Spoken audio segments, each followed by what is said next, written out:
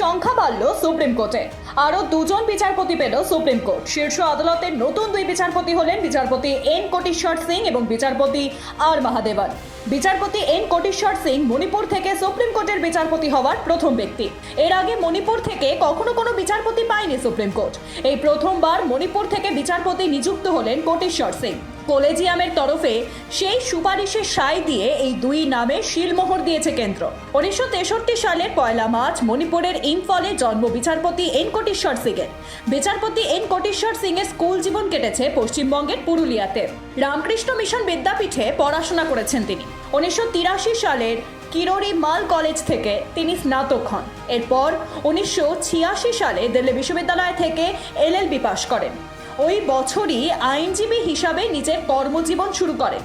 একাধিক হাইকোর্টের বিচারপতির দায়িত্ব সামলেছেন তিনি।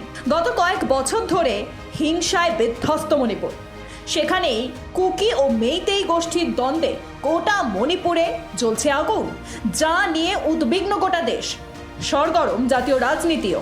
সেই জায়গা থেকেই কলেজিয়ামের এই সিদ্ধান্ত বেশ প্রাসঙ্গিক। বিচারপতি এন কোটেশ্বর সিংকে নিয়ে সুপ্রিম কোর্ট বলছে, সুপ্রিম কোর্টের বিচারপতির হিসাবে তার নিয়োগ উত্তর পূর্বের প্রতিনিধিত্ব প্রদান করবে এবং বিশেষ করে তিনি মণিপুর রাজ্যের প্রথম বিচারপতি যিনি সুপ্রিম কোর্টের বিচারক হিসেবে নিযুক্ত হবেন। Bureau report, Ritam Bangla.